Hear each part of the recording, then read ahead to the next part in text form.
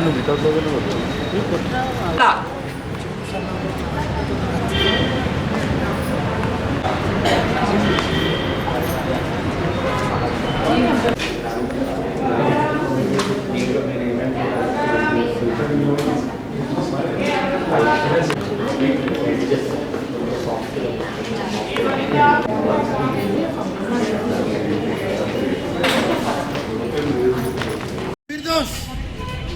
లావణ్య జగిత్యాల్ లావణ్య ఉన్నది Lavanya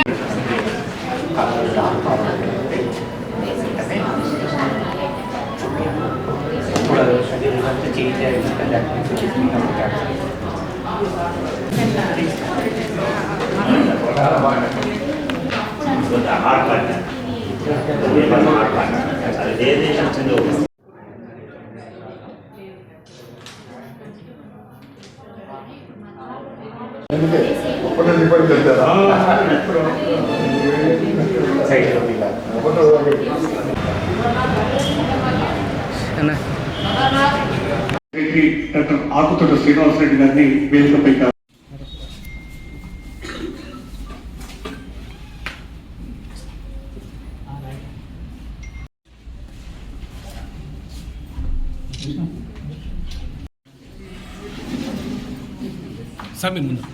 cancer detection camp గతంలో rotary happy పరంగా చాలాసార్లు జగిత్యాల ప్రాంతంలో పట్టణంతో పాటు జగిత్యాల ప్రాంతంలో ధరంపురి, రాయకల్, కొడిమేల్ వివిధ గ్రామాలు కూడా చేయడం జరిగింది. అంతకుముందు Indo American cancer detection camp ఆ డాక్టర్స్ టీం కూడా వచ్చి వాళ్ళ మొబైల్ వెహికల్ తీసుకొచ్చి రోటరీ పరంగా జగిత్యాలలో చాలాసార్లు క్యాన్సర్ డిటెక్షన్ క్యాంప్ చేయడం జరిగింది. ఆఫ్టర్ కోవిడ్ వచ్చాక అప్పటి నుండి గ్యాప్ వచ్చింది.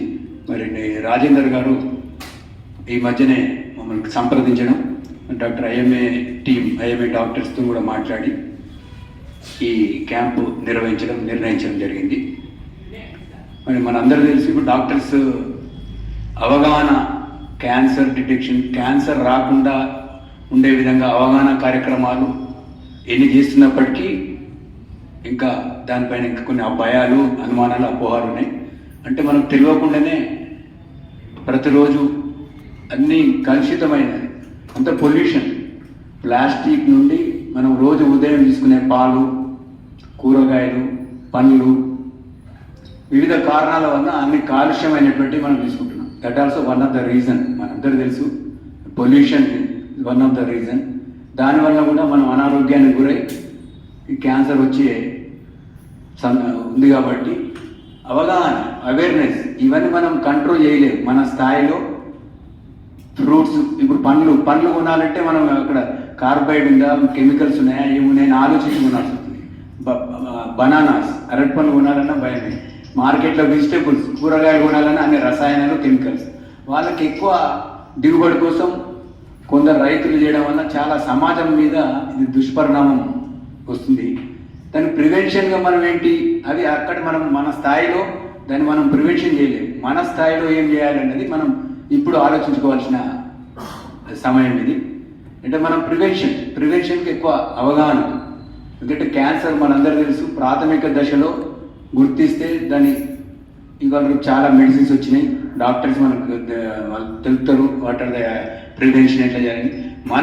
మన సైడ్ నుండి సింపుల్ టెక్నిక్స్ ప్రతిరోజు నేను యాక్చువల్లీ ఒక అగ్రికల్చర్ ఆఫీసర్ నాకు ఒకసారి షేర్ చేసి, ప్రతిరోజు మనం వేడి నీళ్ళల్లో వెజిటేబుల్స్ కానీ ఫ్రూట్స్ కానీ వేడి నీళ్ళలో నల్ల ఉప్పు వేసి మనం కూరగాయలు, పండ్లు వాష్ చేసి వెజిటేబుల్స్ మనం కూరగాయలు వండాలని ఒక అగ్రికల్చర్. మనం నేషనల్ వైడ్ స్టాటిస్టిక్స్ చూస్తే సార్ క్యాన్సర్ కేసు అనేది పెరుగుతుంది. రోజు పేపర్లో చదివే ఉంటారు మీరు, చాలా రకాల క్యాన్సర్స్ కూడా పెరుగుతుంది. దీనికి ముఖ్య కారణం మనము తెలిసింది అందరికీ, కానీ మరొకసారి నాకు తెలిసింది నేను చెప్పదలుచుకున్నాను. మెయిన్గా ఒకటి పొల్యూషన్. ఏదైతే పొల్యూషన్ అనేది పెరుగుతూ ఉంది ఇండస్ట్రియలైజేషన్ వల్ల కానీ, తర్వాత దానివల్ల మెయిన్ ఇండస్ట్రియలైజేషన్ వల్ల ఏంటంటే మనకు పొల్యూషన్ అనేది పెరుగుతూ ఉంది. పొల్యూషన్ ఒకటి, డైటరీ హ్యాబిట్స్ చేంజ్ కావడం ఒకటి. మిస్టేక్స్ ఉంటే కరెక్ట్ చేయాలి సార్, అలా డైటరీ హ్యాబిట్స్ ఒకటి, తర్వాత జంక్ ఫుడ్ ఒకటి, తర్వాత స్మోకింగ్ ఒకటి, ఆల్కహాల్ ఒకటి, డ్రగ్స్, ఇవన్నీ కూడా తర్వాత కొన్ని రకాల ఇన్ఫెక్షన్స్ కూడా మ్యాలిగ్నెన్సీ కారణం ఉంటాయి.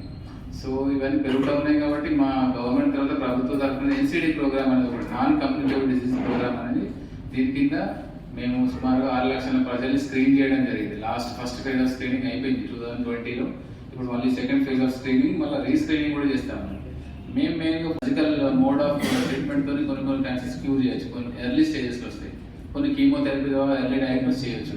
కానీ ఆర్గాన్ డిస్ఫంక్షన్ వచ్చిన తర్వాత అప్పుడు ప్రాబ్లం అవుతుంది, అవయవాలు పనిచేయకుండా పోయే స్టేజ్ కాకుండా ఎర్లీ స్టేజెస్నే cancer, like early stage of weakness ఉన్నప్పుడు, ఏమైనా క్రానిక్ వెయిట్ లాస్ కేసు ఉన్నప్పుడు, క్రానిక్ కాఫ్ అనేది కొంచెం కొన్ని నెలల కాఫ్ ఉంది, తగ్గట్లేదు కాఫ్ ఒకటి, ఏదైనా మానిన పుండు ఏమైనా ఉంది, అన్ఎక్స్ప్లెయిన్డ్ వెయిట్ లాస్ ఏమైనా ఉంది, తర్వాత దగ్గుతే రక్తం పడడం అట్లాంటివి ఏమైనా ఉన్నా, తర్వాత ఏమైనా లింఫ్ గ్లాండ్ ఎన్లార్జ్మెంట్ ఏమైనా ఉందా, లేకపోతే క్రానిక్ పెయిన్ ఏమైనా ఉన్నా, సో అన్ఎక్స్ప్లెయిన్డ్ వెయిట్ లాస్ అట్లాంటివి ఏమైనా ఉన్నప్పుడు ఏంటంటే డెఫినెట్గా స్క్రీన్ చేయడం వల్ల ఎర్లీ స్టేజ్లో డయాగ్నోస్ చేసే అవకాశం ఉంటుంది.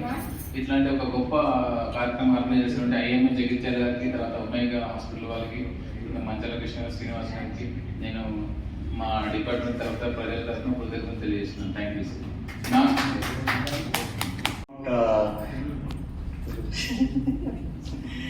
యాక్చువల్లీ ఏంటంటే నేను I'm Kannadiga, not Telugu.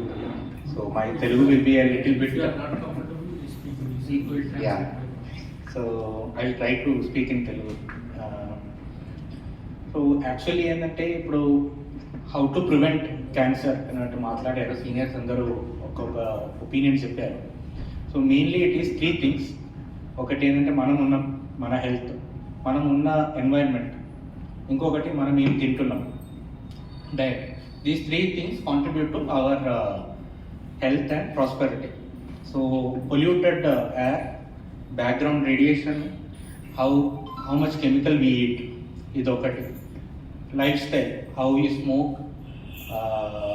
If a single cigarette has got 200 types of cancer ulpadana chese ante carcinogens untadi oka single cigarette. So smoking, drinking, alcohol తీసుకోవడము, గుట్కా, పాన్, ఇలాంటి లైఫ్ స్టైల్ చేంజ్ చేస్తారు. డయట్ మంచిగా తీసుకోవడం, హెల్త్ ఎలా మెయింటైన్ చేసుకుంటారు, sedentary life, ఏం exercise ఏం చేయకుండా సెడెంటరీగా ఇంట్లో కూర్చోవడం, ఏం చేయకుండా ఉండడం, అదొక ప్రాబ్లం. పొల్యూటెడ్ ఎయిర్, ఇదంతా ఒక side. How much stress we take, ఎంత దాకా మనం స్ట్రెస్ తీసుకుంటున్నామో, మానసిక ఆందోళన ఇది చేస్తున్నాము, that also can lead to cancer development. So cancer డెవలప్మెంట్తో ఫస్ట్ మీరు ఆలోచన చేసుకోవాల్సింది నేను చెప్పినట్టు 3 విషయాలు. మన సరౌండింగ్, మన ఓన్ హెల్త్, ఏం తింటున్నాం. Next thing is how we can prevent.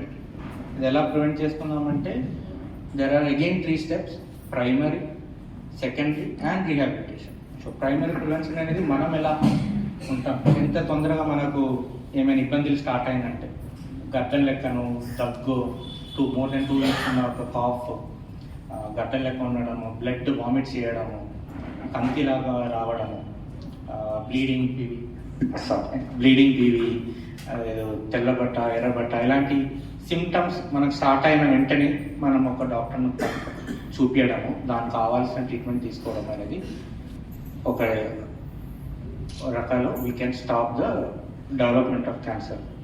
Primary prevention నేను చెప్పినట్టు how we keep our health well.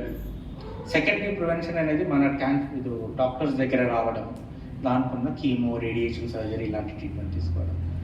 ఇప్పుడు అది కూడా మీరు దాటిపోయారు అంటే స్టెప్ 3 రీహాబిలిటేషన్. ఎలా శాసనసభ సమావేశాలు జరుగుతున్నాయి కాబట్టి నేను రాలేను అని చెప్పేసి వారు చెప్పడం జరిగింది. దాదాపు 1 నెల రోజులుగా ఈ 3 సంస్థల్ని కలిపి వారు సమన్వయపరిచి ఇవాళ ఈ కార్యక్రమం నిర్వహించుకోవడం కోసం వారు చాలా కృషి చేశారు. ఇక ఇందాక మంచాల కృష్ణ గారు చెప్పినట్టు మనం ఇవాళ మా ప్రాక్టీస్లో గమనిస్తున్నాము, కేవలం 25 సంవత్సరాలు 30 సంవత్సరాలు గల యువకులు ఏ విధమైనటువంటి వ్యసనాలు లేవు వాళ్ళకు. ఒక మరి ఆల్కహాల్ తీసుకోవడం కావచ్చు, స్మోకింగ్ కావచ్చు, ఇటువంటి ఏ వ్యసనాలు లేనటువంటి వారికి కూడా మరి లంగ్ క్యాన్సర్, లివర్ క్యాన్సర్ ఇట్లా మేము గమనిస్తున్నాం. కాబట్టి మనకు తెలియకుండానే మనం పీల్చేటువంటి వాయువు కావచ్చు, తాగేటువంటి నీరు కావచ్చు, ఆహారం కావచ్చు, తెలియకుండానే అవన్నీ రసాయనాలు అందులో చేరడం వల్ల ఆ రసాయనాలతో కలిసి ఉన్నటువంటి ఆహారం కావచ్చు, నీరు కావచ్చు తీసుకోవడం కారణంగా ఆ రసాయనాలు మన శరీరంలోకి ప్రవేశించి క్యాన్సర్ కారణానికి అవి కారణం అవుతున్నాయి. దాదాపు ఏ విధమైనటువంటి వ్యసన అలవాటు లేనటువంటి వారికి కూడా వాళ్ళ శరీరంలో ఒక 600 రకాల కెమికల్స్ మన శరీరంలోకి ప్రవేశిస్తున్నాయి.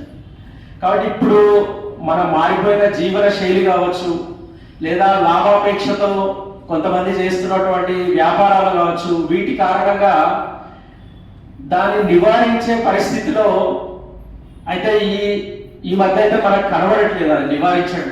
అయితే మరి మనం చేయగలిగేది ఏంటి? ప్రభుత్వం తన పరంగా విధానపరమైనటువంటి నిర్ణయాలతో దాన్ని నివారించడానికి ప్రయత్నం చేస్తున్నది. అదేవిధంగా మేము మరి స్వచ్ఛంద సంస్థలు కావచ్చు, ఇటువంటి క్యాన్సర్ వైద్య నిపుణులు కావచ్చు, మేము చేయగలిగేది ఈ క్యాన్సర్ నిర్ధారణ శిబిరాన్ని ఏర్పాటు చేయడం.